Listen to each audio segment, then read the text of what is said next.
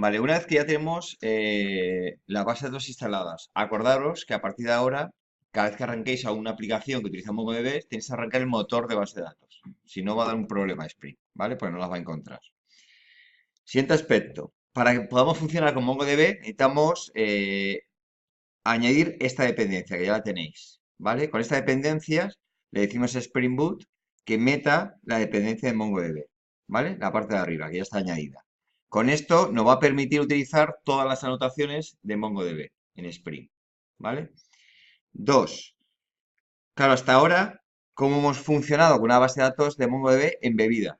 Como queremos utilizar la externa, ahora tenemos que coger en el PON del proyecto este de Spring 5 que ya utilizamos y comentar esto para que no tire de una base de datos embebida, sino tire de la base de datos que nosotros estamos viendo, la de MongoDB externa. ¿Vale? Entonces habría que comentar esto. ¿Cómo se configura? Fijaros que Spring configura automáticamente estos datos. Es decir, si no le decimos nada a Spring, él va a tirar de una base de datos llamado test. ¿Vale? Si no le dices nada, va a suponer que está instalada en localhost, que es lo que hemos hecho nosotros ahora. Si no le dices nada, se supone que estamos en el puerto 27017, que es la instalación por defecto. Y si no le has dicho nada, utiliza usuario en blanco y clave en blanco. Veis que estas características de MongoDB están comentadas en el fichero de propiedades. Y es porque esto es la configuración por defecto de una base de datos de MongoDB instalada en local. ¿Vale? Entonces, nosotros en local, esto no lo tenemos que cambiar. Por lo tanto, lo podemos comentar. Si hemos instalado un MongoDB en local con algún dato distinto, tenemos que coger aquí y decirle para que Spring pueda localizar esa base de datos. ¿Lo veis? Pero por defecto lo dejo comentado para que sepáis que esas 5 se están autoconfiguradas adecuadamente en Spring. ¿Vale? Venga, vamos a ver qué anotaciones manejamos nosotros. Pues nosotros no vamos a utilizar directamente la base de datos. Lo que vamos a hacer es, a partir de Spring Data, utilizamos la base de datos con anotaciones, igual que hacíamos con JPA. Entonces vamos a ver que es, en este caso, es más sencillo. Tiene menos cosas y es más flexible. ¿Vale? Primera anotación más importante, que es igual que en JPA, que necesito convertir una clase para que sea mapeada en base de datos. Y en este caso es la anotación de @document. ¿Vale? Si colocamos esta anotación en cualquier clase, convertimos creamos esa colección en la base de datos. ¿Vale? Por defecto, ¿cómo se va a llamar la colección? Igual que la clase. ¿Vale? Que normalmente siempre lo hacemos así. Normalmente el nombre igual que la clase me suele valer. ¿Vale?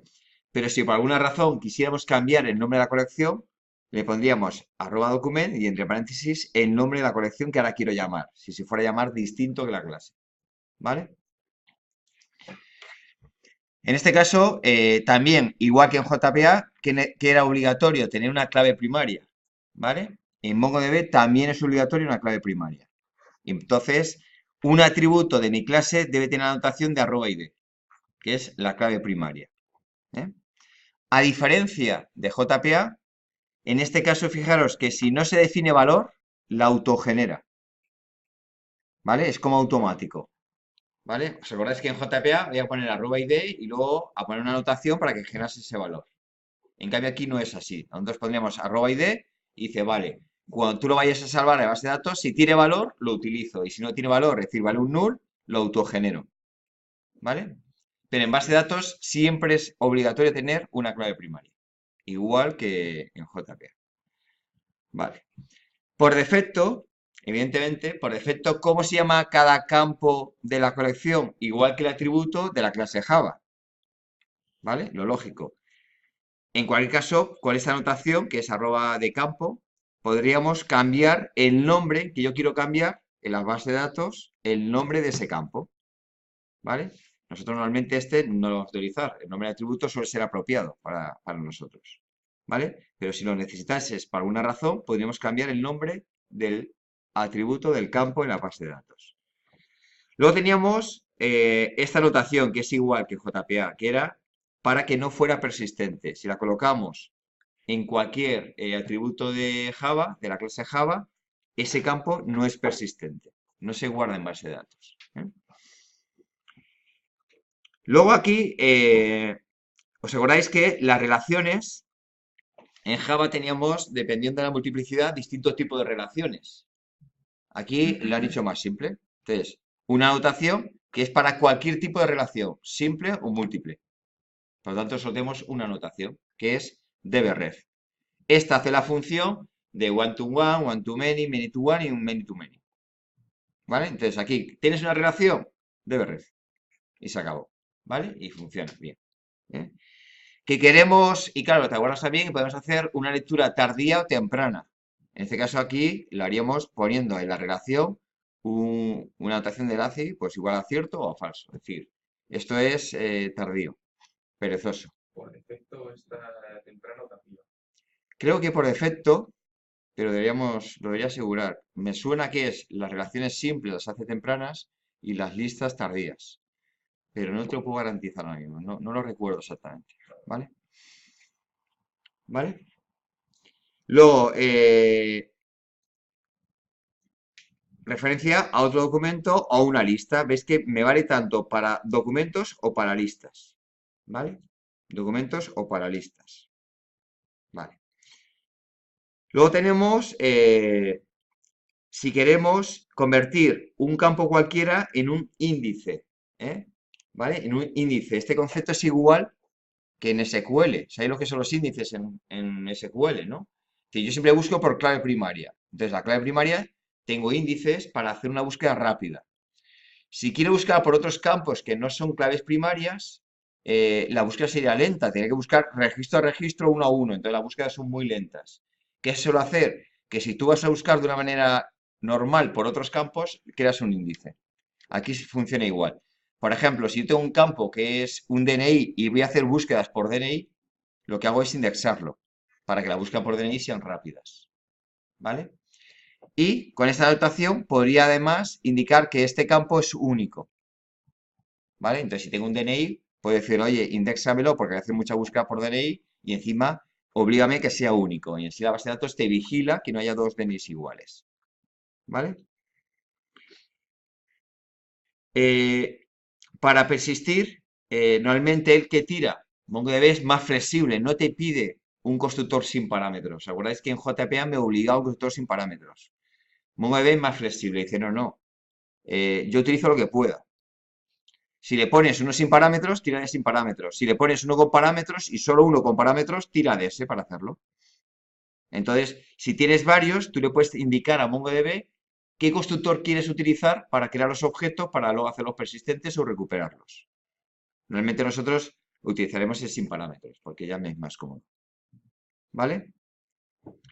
Y las fechas, él por defecto usa este formato, el ISO.date, que es un formato, que es ese formato local, de fecha local. Pero bueno, podríamos cambiar, queremos que el formato fuera de solo fecha o fecha y hora. ¿Vale? Por defecto nosotros no lo vamos a indicar y él lo pone completo fecha y hora, pero en el formato ISO, que es un estándar. ¿Vale? Entonces vamos a ver que es más sencillo. ¿Lo veis? Tiene menos anotaciones. Vamos a hacer exactamente lo mismo que hicimos con JPA, ver todos los ejemplos típicos y ver cómo lo haríamos con anotaciones en MongoDB. ¿Eh? Lo mismo que hicimos con JPA. ¿Vale? La primera es, si tuviéramos una clase sin relaciones, que es el caso siempre más sencillo. ¿Cómo será? De bueno, pues yo me cojo mi clase cualquiera y le pongo la anotación encima, @document. Ya con este caso ya tengo persistencia. Vale, obligatorio, un campo de clave primaria. Pues entonces elijo el ID como clave primaria. ¿Vale? En este caso, fijaros que en MongoDB vamos a tender a poner claves primarias en formato de string. ¿Vale? Porque normalmente en SQL, siempre si os fijáis, se tiende a poner de forma numérica. Suele ser un pelín más rápido. Aquí vamos a utilizar formato de string, porque así lo vemos mejor. ¿Vale? Luego, por ejemplo, este campo es el nick. Quiero que esté indexado. Entonces le pongo la anotación de indexado. Y además quiero guardarlo con otro nombre, que era Canic, Cacic creo que era. Cacin. ¿Vale? Lo demás, igual. Fijaros que si es un numerado, lo guardo de tipo numerado, tal cual. No le tengo que poner una anotación. Él por defecto tira de string siempre. La diferencia de él, de Mongo tira de string frente a que SQL tiraba de forma numérica, los numerados. Entonces, de forma de string es válido. Las fechas, utilizo el tiempo, pero no hace falta poner anotaciones. Lo coge y se acabó. ¿Eh? Si pones un array de strings, lo coge tal cual. Lo hace embebido. No protesta, no dice nada. No necesita otras tablas. Lo hace embebido. Si es un string largo, lo coge tal cual. Le da igual que sea el string corto o largo. No hace falta poner ningún tipo de anotación. Los booleanos lo coge tal cual y lo guardará, creo que lo guarda en string. ¿Vale? Enteros, decimales, eso es igual. Y si no quieres que persista, le ponemos transient y no persiste. ¿Vale? Entonces, aquí tenéis un ejemplo. Un ejemplo. Por ejemplo, fijaros, el ID no lo hemos puesto. Si tú no lo pones, te autogenera. Entonces, este es el típico ID autogenerado. ¿Vale? Aquí veis que el campo nick le he utilizado la anotación de campo para cambiarle el nombre. Y entonces le pone Kazin como nombre de campo. Veis que enumerados lo pone en formato string y luego lo recupera bien en formato numerado. Eso lo hace Spring Data. ¿Vale? Luego, la fecha tampoco hemos puesto nada y ves que lo pone en formato ISO, que sí es así. Este es el formato ISO estándar con hora local. ¿Vale? Luego, fijaros, un array de strings te lo pone tal cual. Strings, que es el nombre que yo le he puesto al campo, ¿lo ves? Aquí pondría el nombre. Dos puntos, abro corchetes, pues como se pone en JSON. Un string, dos strings, y se acabó. Te lo hace embebido. ¿Eh? El largo es un string largo, da igual el tamaño, aquí no hay limitaciones de ningún tipo. Ves que booleano lo pone con cierto falso, tal cual. ¿Vale? Los enteros los pones tal cual. El largo lo pone de esta manera. ¿Lo veis? Con number long. El decimal lo pone con exponencial. Y veis que le añade este campo que es como clave. ¿Lo veis? Que tiene un subrayado. Los campos de clave lo pone con subrayado. Entonces, él añade siempre, pero otros no lo vamos a controlar, bueno, lo añade Spring Data, el nombre de la clase que ha utilizado para crear este documento. ¿Vale? ¿Para qué? Para luego hacer la ingeniería inversa. Es decir, dado un documento, sabe con qué clase lo has hecho. ¿Vale? Porque como no hay esquema, no es tan fácil localizarlo. Y te lo pone siempre. Pero ¿esto quién lo hace? No lo hace Mongo, esto lo hace Spring Data. ¿Vale? Aquí tenéis otro ejemplo. Fijaros que aquí he puesto largo a null, boolean a null, es decir, he ido poniendo null por muchos campos. Y ves que el segundo registro no me pone todos los campos, pero no me almacena los null. ¿Veis una diferencia notable? Con SQL tengo un esquema fijo y por lo tanto, si un campo no le das valor, ¿qué hace Spring Data? Meterle un null. ¿Lo veis? Aquí no es así. Si tú le pones, por ejemplo, aquí en este caso hemos puesto el género a null, ¿el que hace? No lo pone, pero no te pone un null. Compacta. Y dice, vale, entonces, ¿cómo lo recuperamos? Si cuando recupera de MongoDB no existe el campo, lo recuperas con un null, evidentemente. ¿Lo veis? Entonces, por eso se habla que es esquema libre. Es decir, realmente este documento no tiene el mismo esquema que este documento de aquí. Es abierto. Por eso se llama esquema libre. Pero claro, yo como trabajo con clases de Java que sí tienen un esquema muy concreto, una estructura muy concreta, para mí tiene un esquema realmente. Desde el punto de vista de Spring, los elementos que yo almaceno y recupero tienen un esquema. ¿Lo veis? Vamos al siguiente ejemplo. Es unidireccional, 1 a 1, embebido. He puesto el mismo nombre que hemos puesto en JPA para que podáis hacer una comparativa de cómo se hace con JPA o cómo se hace con MongoDB. ¿Eh? En este caso es embebido, ¿no? Acordaros que aquí tengo el documento, está embebido y este es el que voy a embeber. ¿Cómo se hace en Mongo? Pues este es el que va a embeber, le pongo la anotación de embebido. ¿Lo veis? Perdón, de documento. Vale. Si lo quieres embeber, simplemente que hay que hacer, no poner ningún tipo de anotación y ya lo hace embebido automáticamente. ¿Vale? Nos quitamos la anotación. Entonces, ¿qué anotaciones tengo? Dos. La de documento y la de clave primaria. Si no pones anotaciones en las relaciones, da igual que sean como sean, las harán embebidas. ¿Lo veis? Entonces, es muy simple. Entonces, él coge, tú haces tu relación en Java, pones dos anotaciones y ya tienes una tabla embebida. ¿vale? Entonces, ¿cuándo vamos a permitirlo? Cuando sea por composición, que yo pertenezco a solo uno, si no, en beberlo, Mongo te lo traga, pero no es correcto, ¿vale? ¿Cómo dejaría esto en base de datos? Fijaros, me va a poner, bueno, como no he puesto clave primaria, me la autogenera y me genera una cualquiera él que sé que es única. Me pone campo de nick, ¿vale? Y a continuación me pone el nombre de la clase que voy a embeber, empezando por minúsculas, ¿lo veis? Documento embebible. Dos puntos, abro llaves, pues como en JSON, valor, campo valor y cierro. Y luego siempre el nombre de la clase, digamos, padre. ¿Lo veis? Entonces, aquí en beber es muy fácil. No pones anotaciones, automáticamente se vuelve embebido. ¿Eh? Y dices, ¿cómo sería uno a muchos embebido? ¿Vale? Ves que esto en JPA lo podemos hacer si fuera un array, no una lista. Una lista en JPA no se puede hacer embebido, solamente un array. Problema que teníamos, que como te lo pone en binario, luego no veíamos el contenido. En cambio aquí es distinto. Si es una lista, también te lo hace embebido. ¿Qué hay que hacer? La relación de lista, no poner anotaciones. Si no ponemos anotaciones, te lo hace embebido. Entonces dice, ¿cómo se hace una lista embebido? Pues tal cual igual. Fijaros. Te pone clave primaria, que es ID, te pone el nick, ¿le veis? Y ahora te pone la lista embebida. Y te pone el nombre de la clase empezando por minúscula. ¿Vale? Perdón, del atributo, quiero decir. Pone el nombre del atributo, abro corchetes, cierro corchetes, y aquí cada uno de los miembros de esa lista. Tal cual, plano. ¿Lo veis? Y al final, como siempre, el nombre de la clase.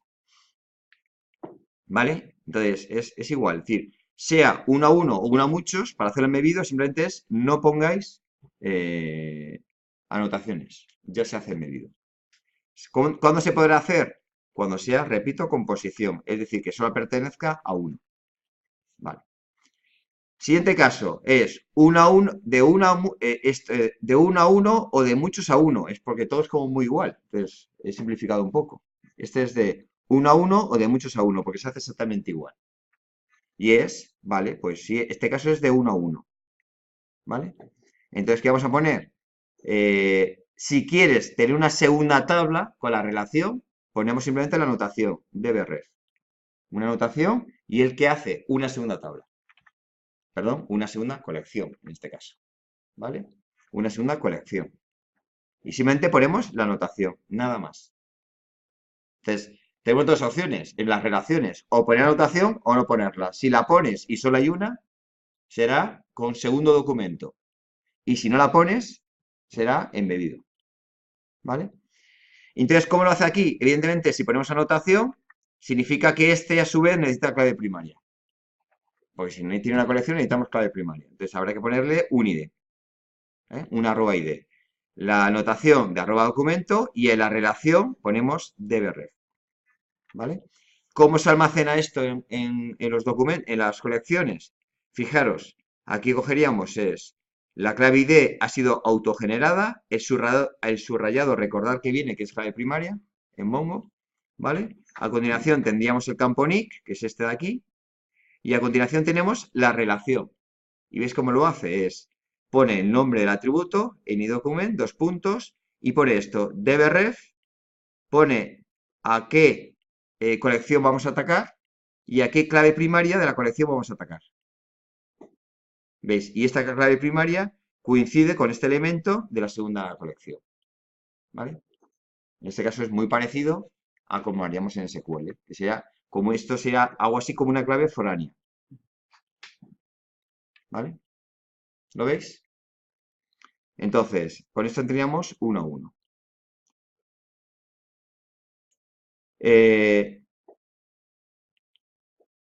Da igual que aquí tengamos, fijaros, 0,1 o 0n. Da igual que tengas 0,1 o 0n. Funciona igual. ¿Vale? En cambio, en JPA, como distinguía de 1 a 1, de muchos a 1, tenía anotaciones distintas. Aquí, como comparten la anotación, me vale para ambos casos. Y luego tengo el caso contrario, que es a muchos. ¿Vale? En lugar de a 1, este es el caso de a muchos. Y da igual que sea uno a muchos o de muchos a muchos. Me da igual. ¿Vale? Entonces, fijaros es que aquí un elemento tiene una lista. Y una lista pertenece o a uno o a muchos, eso es lo de menos. ¿Vale? Entonces, ¿cómo se pone? Igual, aquí pondríamos la lista y aquí ponemos la anotación. Y se acabó. Que está aquí no hay nada más que hacer. Es que de hecho solo se pone la anotación. Fijaros que en ambos casos con una anotación lo resuelvo. ¿Vale? Entonces, hacemos esto y fijaros, y es, almacenos el documento, digamos, propietario de la relación, que es su clave primaria autogenerada, el nick, y ahora que te viene una lista una lista de claves foráneas. ¿Vale? Entonces, en lugar de ser un atributo, es una lista. Entonces, abre corchetes, cierra corchetes, y aquí dbref, dbref. Entonces, apuntamos a 1 el 92 y aquí el 93. Aquí tenemos el 93. ¿Lo veis? En el momento que pueden beber con facilidad las listas, se simplifica todo muchísimo. Esa es la gran diferencia realmente. ¿Vale? Como SQL, lo de las listas no lo hace bien. O sea, necesita tablas complementarias que mantengan la relación y aquí no, pues aquí se simplifica todo muchísimo. ¿Vale? Entonces, es más fácil. Venga, pues vamos a hacer el mismo ejercicio que hicimos con JPA. ¿Os acordáis? De la librería. Entonces, se trata de coger este ejercicio y empezar a poner anotaciones, ¿vale? Para que tengamos presidencias en base de datos.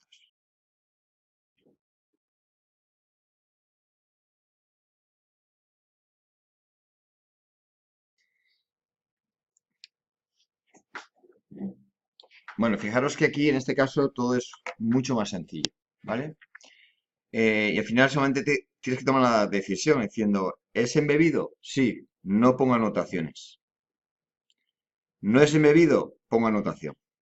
Y resuelto. ¿Vale? Solo tienes que poner decisiones si lo podemos hacer embebido o no lo podemos hacer embebido. ¿Eh? Fijaros también que cuando es embebido no necesita clave primaria, en cambio, si no es embebido, necesitamos una clave primaria en todos ellos, que puede ser autogenerada o por nosotros, pero al final con poner ID me bastará. ¿Eh? Lo importante es mirar a quién pertenece. Si pertenece a uno, lo podemos hacer embebido. Si pertenece a más de uno, no lo podemos hacer embebido. ¿Vale? No hay mucho más. ¿Vale? La capa DAO. La capa DAO se hace exactamente igual que la capa DAO de JPA. La única diferencia es que nosotros antes, ¿qué hacíamos? Implementamos, heredábamos de la interfaz de JPA, ¿os acordáis? Pues ahora simplemente vamos a heredar de esta interfaz, que es Mongo Repository. Por lo demás, todo igual, todo 100% compatible. Entonces, mi capa DAO se hace exactamente igual. Heredo de Mongo Repository y ya tengo mi capa DAO implementada. ¿Vale? Es bastante sencillito. Os he dejado aquí otro proyecto, que es este, el de temas hecho con MongoDB, para que veáis un proyecto solo hecho con MongoDB de principio a fin, funcionando. ¿Vale? Y ahora vamos a analizar cómo está el TPV. ¿Vale? Esto estaba ahí. Spring. Vale. Si analizáis el mapa de TPV, claro, está hecho con MongoDB. Entonces, ahora ya puedo ver o entender esas relaciones. Vamos a hacer un pelín más grande. Fijaros, cuando un documento está aislado, simplemente le ponemos la anotación de document y su clave primaria. ¿Vale? Cuando tengamos relaciones que nos planteamos si lo quiero o no embebido, por ejemplo, en este caso, pues dice, vale, artículo tiene un numerado, pues tal cual lo hacemos en la relación en Java. El artículo tiene un proveedor. Como un proveedor puede tener muchos artículos, no se puede hacer embebido, pues le ponemos la anotación al proveedor. Un pedido que tiene un proveedor, por lo tanto, también anotación de DBR. Luego, un documento, un pedido que tenía varias líneas de pedido. Entonces, como este es embebido, pues sin anotación. Y luego, una línea de pedido que tiene, está relacionado con un artículo. Y en este caso ponemos la anotación, ¿vale? Aquí es conjunto de etiquetas, igual. Como está relacionado con un artículo, ponemos la anotación a la lista de artículos. Es uno a muchos, pero la anotación me vale. Un ticket es similar. Un ticket eh, tiene un conjunto de líneas de compra. Pues como en este caso pertenece a uno, a un solo ticket, lo hacemos embebido. No se ponen anotaciones. Y luego, ¿qué tiene una línea de compra? Tiene por una parte un artículo y por lo tanto aquí pone una anotación. La línea de compra está relacionada con un artículo. ¿Lo veis? Eh, También un ticket puede tener o no un usuario. Pues una referencia con usuario. ¿Vale? Y aquí el más complejo es este de aquí, que es el que organiza este árbol compuesto de búsqueda. Que como que teníamos una agrupación de elementos simples y elementos compuestos. Y como queremos flexibilidad, se aplica el patrón compuesto. Fijaros cómo se hace. Es en la clase padre yo pongo documento, ¿vale? Aquí hago la herencia y en este caso pongo documento en ambos lados, ¿vale? Y este apunta a una referencia de la clase padre y ponemos dbref, tal cual. Y esto me hace la herencia, ¿vale?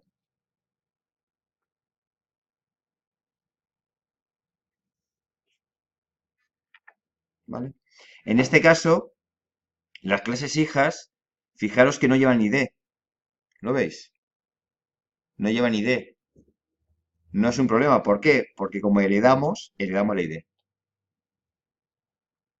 Si no es que no lleven, es que se heredan de aquí. Por lo tanto, no hay que ponerlas en cada clase hija. La ponemos a clase padre y al tener herencia, ya todas las hijas tienen ID. ¿Lo veis? ¿Vale? Y dices, pero entonces, ¿se podrán guardar objetos del tipo de la clase padre que es abstracto? No. ¿Yo puedo crear un objeto de esta clase? No lo puedo crear. Como no lo puedo crear, no lo podré almacenar. Entonces, ¿yo qué puedo hacer? Almacenar solamente objetos de la clase hija, que son concretos. Entonces, yo puedo crear un objeto de este aquí y almacenarlo, o un objeto de este aquí y almacenarlo. ¿Vale? Entonces, ¿dónde se guardan estos objetos? En la misma colección. Dice, pero estos son distintos, porque este no lleva atributos, te lleva una relación, ¿lo veis? En cambio, este lleva dos campos. De ya. Pero ¿cuál es el principio de Mongo? Que es esquema libre. Da igual. Coexisten ambos objetos de distinto tipo, que son documentos distintos, en la misma colección. Pero como Mongo permite esquema libre, es posible. ¿Lo veis? Entonces, a la hora de recuperarlo no es un problema, porque si tú recuperas con este DAO, solo recupero los de este DAO, lo de esta clase. Cuando recuperas con este DAO, solo recupero los de aquí. Entonces, coexisten en la colección, pero las búsquedas con las claves primarias ya está filtrada por el propio DAO que vamos a utilizar. Entonces, la verdad que es más simple, es decir, si lo ves, es muy simple y funciona bien, ¿vale? Pero la verdad que no es trivial llegar a esta conclusión, ¿eh?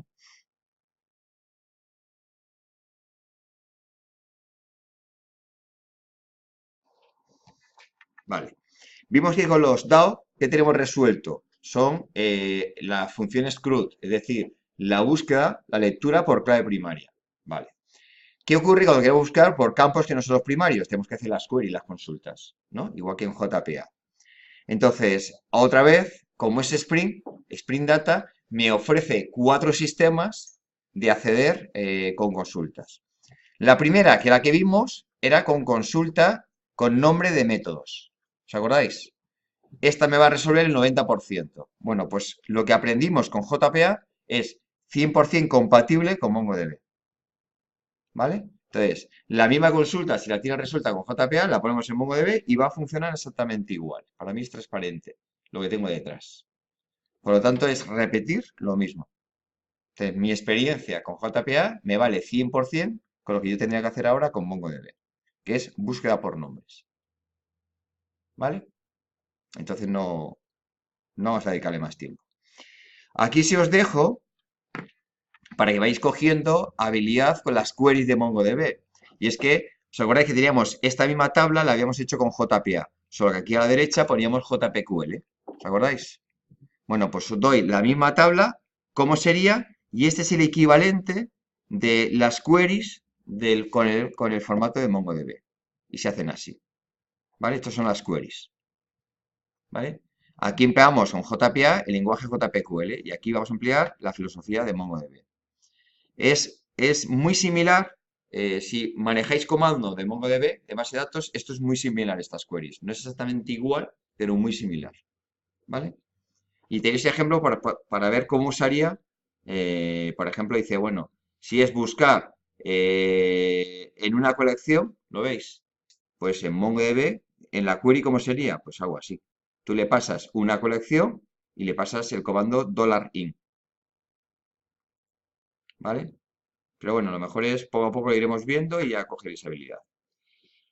Las claves son las mismas, el ANOR, es decir, el nombre de métodos es todo compatible. Como ahí no tocamos nada de queries, solo colocábamos nombres a partir de léxicos, es 100% compatible. Dos, la paginación. Hemos hecho paginación con JPA. Bueno, pues la paginación con MongoDB es 100% compatible. Lo mismo que hacíamos con uno, lo vamos a hacer con este. Simplemente añadiendo a cualquier método, que es una query, el atributo este de paginable, pues ya hemos hecho paginación. Igual que lo hacíamos con JPA. ¿Vale? Y las llamadas, exactamente igual. Yo tengo mi DAO, llamo a mi método, le paso una página concreta y me la devuelve. Es decir, otra vez es repetir lo mismo. ¿Lo veis? ¿Qué es lo que más cambia aquí? Pues son las queries. Evidentemente aquí no maneja JPQL. Lo que manejamos son queries de JSON. ¿Eh? ¿Vale? Queries de JSON. Entonces, os voy a poner primero unas sencillas para que veamos cómo seguir haciéndolo. Por ejemplo, esta query, veis que no necesitaríamos hacer una query de JSON. Esto con el nombre de método lo podría resolver directamente. ¿Vale? ¿Lo veis? Lo podríamos resolver. Pero, y te acuerdas aquí, que esta query que hemos puesto arriba no es necesaria. Pero la pongo para que veáis que hace lo mismo. Si la pongo aquí o la pongo con este nombre, haríamos exactamente lo mismo, ¿vale? Y fijaros que es buscar por nick. ¿Y qué le pasaríamos? El nick. Entonces, en este caso, pondríamos @query y entre comillas la query JSON que voy a hacer. Se parte así, abro llaves, cierro llaves. Aquí pongo entre apóstrofes el nombre del campo que yo quiero buscar, dos puntos y el valor. Y el valor ponemos con un interrogante. Interrogante 0, igual que hacemos con JPQL. ¿Vale? Entonces, ¿qué atacas? Al parámetro que me pases en el método. ¿Lo veis? Entonces, evidentemente, poner esta anotación arriba es opcional, porque ya con este nombre no funcionará, pero así vais viendo primero las sencillas cómo se hace con JSON Query. ¿Vale? Por ejemplo, aquí, una un poquito más complicada. Vale. Aquí quiero encontrar no toda la entidad, sino quiero encontrar solo parte de ella. Fijaros que quiero que me devuelvas la ID y la fecha de nacimiento, solamente.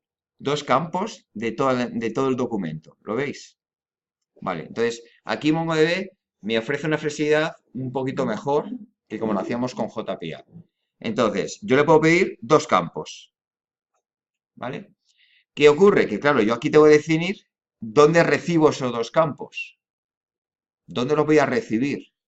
Entonces, Mongo te obliga a que cuando no pides el documento completo, que lo que recibo es el documento completo, como es el caso anterior, ¿lo veis? Aquí recibo el documento completo. Claro, si yo solo pido dos campos, ¿puedo utilizar el documento completo? Sí podríamos. Podríamos haber puesto aquí el tipo de documento completo. ¿Qué problema me da eso? Que me rellena el documento con muchos null. Pues claro, porque si le pido dos campos, la base de datos solo te va a devolver dos campos. ¿Vale? Entonces, normalmente, ¿qué se suele hacer? Poner un DTO, que solo contiene esos dos campos. Y aprovecho, normalmente, ese DTO es el que le voy a mandar al cliente, finalmente. Me ahorra mucho trabajo por medio. ¿Vale? te va a coincidir muchas veces que este DTO es el que yo le mando al cliente, que el cliente es el de Angular. ¿Vale? Voy a aprovechar. Entonces, aquellas consultas que pido pequeños campos, ya directamente aprovechamos los DTOs, que es el que le mando yo a Angular, que contiene los campos que le estamos pidiendo. Pero fijaros, ¿quién me lo está resolviendo? Las bases de datos. Entonces me quita trabajo de por medio. ¿Vale? Y fijaros, en este caso, ¿qué pondríamos? Dices, vale, el valor de la búsqueda es con nick, ¿lo ves? 2.0 y se pone así la query. Tenemos un atributo que es valor, ¿le veis? Coma, y aquí pondríamos este atributo que es campos, que quiero solicitar. Y le pondremos la lista de campos. Quiero este con 2.1 y quiero este con 2.1. El 2.1 es fijo, se puede poner un 0 o un 1. ¿Vale? Con uno indicamos que este campo está incluido. ¿Vale? Queremos incluir este campo y también queremos incluir este campo, un 1.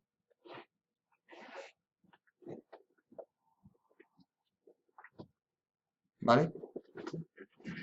Por defecto, en cualquier consulta, siempre me va a devolver la clave primaria, que en este caso es subrayado ID. Aunque no lo tengamos aquí, en los campos posibles, ves que me va a devolver la clave primaria, por defecto. ¿Vale? Porque da por hecho de que cualquier búsqueda parcial quiere referenciar el objeto donde hemos sacado los datos. ¿Vale? Si no quisiéramos la clave primaria, no queremos que en la devolución me dé la clave primaria, pondríamos la clave primaria con 2.0. Pero si no lo dices, te la devuelve. ¿Lo veis? En este caso, por ejemplo, fijaros, yo quiero buscar la fecha de nacimiento por nick y no quiero la clave primaria. Entonces, en este caso lo pongo específicamente. Digo, vale, quiero la fecha de nacimiento y no quiero la clave primaria. Entonces no me la devuelve. Pues pidas lo que pidas, repito, si no decimos lo contrario, te devuelve la clave primaria. ¿Vale? En este caso veis que la clave primaria no me la devuelve. Entonces, otro DTO que solo tendría un contenido, que es la fecha de nacimiento. Lo que no me permite es ponerlo directamente. Es decir, tú dices, ya, pero si te pido un solo dato que es de tipo fecha, ¿por qué no me pones aquí una fecha? O una lista de fechas. Eso no lo permite. ¿Vale? En este caso, una un pelín más complicada es buscar por nombre, digo por nick y por, bueno, pues este campo, el largo. Entonces le pasamos dos atributos, nick y largo. ¿Cómo sale la query? Pues en ese caso utilizaríamos la función AND, ¿lo veis? ¿Vale? Pues pondríamos, abro llaves, un AND, dos puntos, ¿el AND de qué? De una colección. Entonces dentro de esa colección le ponemos todos los AND que tengamos. En este caso, tenemos solamente dos atributos, que es nick y largo. Entonces pondríamos nick con el primer parámetro asociado, largo con el segundo parámetro asociado. ¿Vale? Aquí esta query no es necesaria, lo pongo en comentario. La he puesto para que podáis ver cómo sería con una query JSON. Pero aquí esta es sencilla y con nombres me bastará este. Con este nombre lo sabe reconocer Spring. ¿Vale? La tercera, esta es buscar en una colección. Y otra vez esto no es necesario, esta query. Pero la pongo para que veáis cómo sería. Y es, búscame por nick que está dentro de esta colección de nicks. ¿Vale? Y veis que es, busco por nick, dos puntos, ¿y qué le digo? Que esté entre llaves, y digo, vale, este dato que va a ser una colección. Entonces le tienes que poner $in, dos puntos, y la colección. ¿Vale? Y le pasas como primer parámetro la colección de tipo collection, que es el interfaz genérico de Java. Entonces ya te busca el nick de los que están dentro de esta colección. ¿Vale? ¿Lo veis cómo va? Si sabes JSON, más o menos, al final es memorizar 4 o 5 y si no. La mejor ayuda, ¿cuál es? Irte a MongoDB y mirar los comandos en MongoDB. Y de ahí deduces cómo son las queries. ¿Vale? Porque coinciden con la línea de comandos. Puedes probar también por línea de comando y jugar hasta que aprendas. ¿Vale? Venga, vamos a hacer una ya un poco más complicada. ¿Eh? Que esta nos costó un poco encontrarla y te la pongo para que no os pase lo mismo, porque esta ya es más complicada. ¿Eh? Imaginaros que quiero buscar por nick que se parece a lo que le voy a pasar, ignorando mayúsculas y minúsculas. ¿Vale? Y quiero que soporte el null. Es decir, si yo le paso un null, quiero que me encuentre cualquier nick. Que un null lo contemplamos como que cualquier nick me es válido. ¿Lo veis? ¿Vale? Entonces, por eso le he llamado así, es buscar por que contenga la palabra dentro de nick, ignorando mayúsculas y minúsculas, y además soporte null. Es decir, que null no de errores. ¿Lo veis? ¿Vale? Y fijaros que decir, lo que hace este es, busca en todos y cuando contiene null, lo contempla como que cualquiera le es válido. Porque cualquiera es compatible con null. ¿Vale? Lo hemos hecho así. Y fijaros cómo es más complejo este, ¿eh? Entonces se hace así, es, si el parámetro vale null, te devuelvo cierto. Es decir, no hay comparativa. Cualquier registro, si el parámetro vale null que yo le paso, cualquier comparación con el registro da cierto. Entonces todos los registros me son válidos. ¿Le veis? Entonces es el if este compacto de Java que se pone if pregunta y entonces lo primero es cuando es cierto y lo segundo cuando es falso. ¿Lo veis? Entonces es el interrogante la pregunta. Esto es el caso de que sea cierto. Dos puntos, el caso de que sea falso. Entonces, si el parámetro vale null, esta pregunta siempre da cierto. Por lo tanto, cualquier registro es compatible con un null. ¿Vale? Y si el parámetro no vale null, aplico esto, que es que aplico una expresión regular, que es que contenga el contenido del campo, contenga lo que le pases aquí.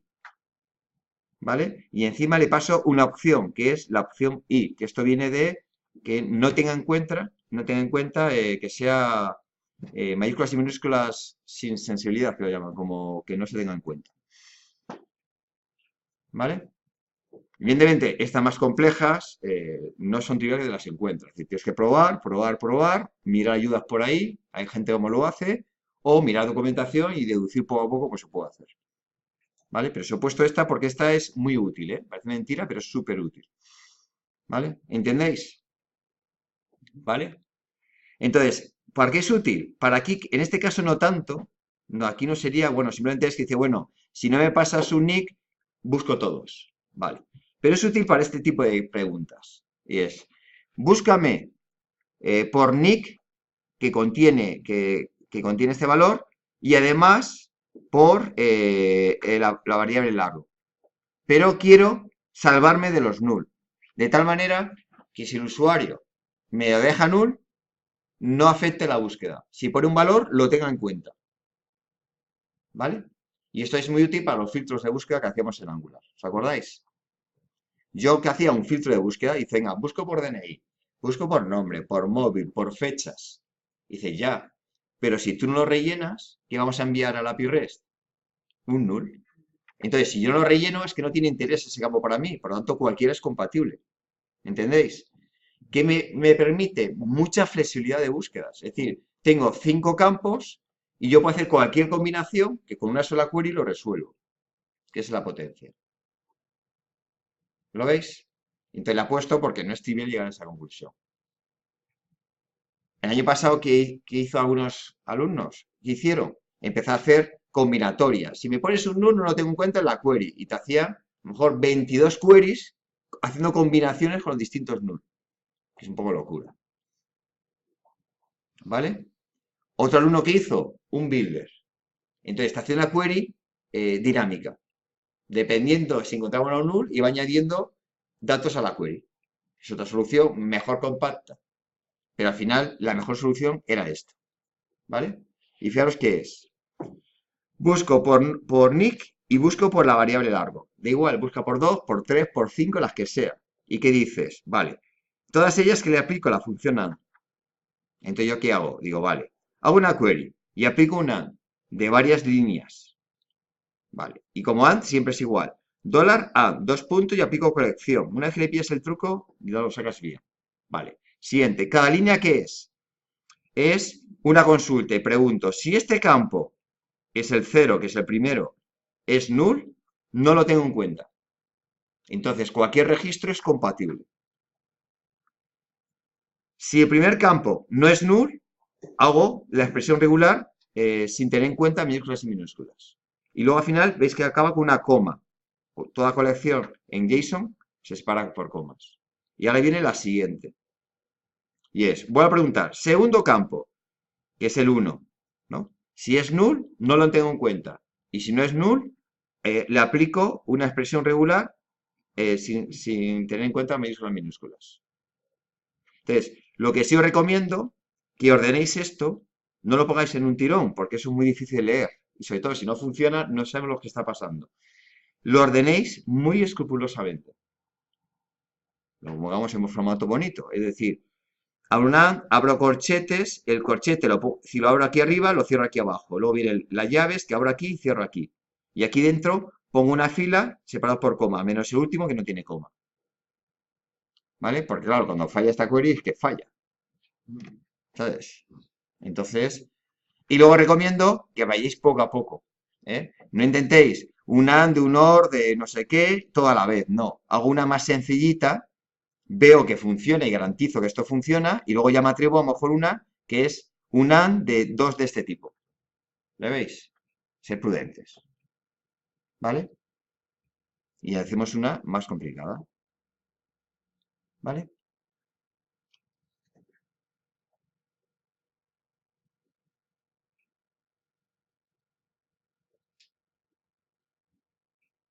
Y una pregunta. Dime. Es no le queréis, ¿no? El ahí. Sí. Sí, claro, ellos lo llaman sin sensibilidad de mayúsculas minúsculas. Pero en Java nosotros se lo hemos llamado ignore case siempre.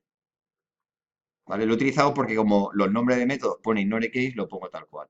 Fijaros que en definitiva hay que seguir una filosofía muy escrupulosa para poder entender bien esto. Entonces, aunque yo haga mi query, intentar que el nombre sea el estilo que yo esto, que tú lo reconozcamos, ¿vale? ¿Qué hemos añadido de especial? Bueno, veis que estas palabras son estándares. Buscad por nick como eso es estándar, ignore case. ¿Le veis? Si yo pongo esto, funcionaría. ¿Qué problema tiene? Que no soporta un null. Como le metas un null, te peta la consulta. ¿Vale? Entonces, ¿qué añadimos? Pues bueno, yo invento esta palabra, null safe, como digamos que soporte null. ¿Vale? ¿Lo veis? Aquí sí que toma una decisión, que un null se interpreta como cierto en la comparativa. Es decir, si yo pongo un null, quiere decir que cualquier registro es compatible con esa búsqueda. ¿Lo veis? ¿Eh? Si en lugar de esto funcionáramos a lo mejor con un OR, podríamos haber planteado que es un null safe. Claro, a lo mejor aquí tenemos que haber puesto null safe cierto. ¿Lo veis? Hubiera sido un nombre más claro. ¿Lo veis? Porque yo al final, yo tengo que poder leer esto bien sin saber qué query estoy haciendo. Entonces ahora que lo veo, pues ahora mismo yo refactoraría esto y le pondría null safe cierto. Null safe true. Porque es, ante un null, yo respondo por un cierto. Porque podemos haber planteado lo contrario, ¿eh? Que un null se interpreta como falso. Y esto, imagínate que quieres buscar por nick o otra cosa. Entonces esto es un OR. Dice, vale, si yo pongo un null, significa que este siempre es falso. Lo puedes hacer en tu interpretación de tu query, te puede venir bien ese. Lo contrario. Entonces, tenemos que haber puesto null safe falso. ¿Lo veis? Y ahora que lo veo, pues sí, ahora cambiaría esto. Entonces, lo que siempre digo, cuando relees los códigos, es cuando ves que a lo mejor no está del todo claro. Y es como documentar, porque la gente tiene que poder leer este nombre de query y saber perfectamente lo que vas a hacer, sin tener que leer este de aquí. Porque leer esto, ¿qué significa? Entender JSON query. Si no lo entiendes, no sabes interpretar esto. Solución 2, poner un comentario, pero que vamos a prohibir siempre. Es decir, yo para que voy a poner un comentario, si puedo poner un nombre tan claro que no necesite comentario. ¿Lo veis? Es verdad que te tiene que poner nombres claros, que son casi como frases. Vale, pues es una buena idea. Así yo cuando estoy leyendo el código en la etapa en la base de datos y llamo a una query, cuando haría ese nombre, sé lo que estoy buscando. No hace falta que nadie me lo comente. ¿Qué es lo que buscamos? Que los propios nombres equivalen a un comentario. Que yo relea el código y lo entienda con rapidez. ¿Vale? Venga, pues probar, intentar resolver este de aquí. ¿Vale? Este de aquí. Acordaros ahora que tenemos que hacer, como habíamos descomentado lo del MongoDB embebido, ya si queréis utilizar el MongoDB externo, volver a comentar para que no utilicemos MongoDB embebido en el POM. ¿Os acordáis? ¿Eh? Vosotros habéis cambiado dentro de Spring, vamos a cerrar este,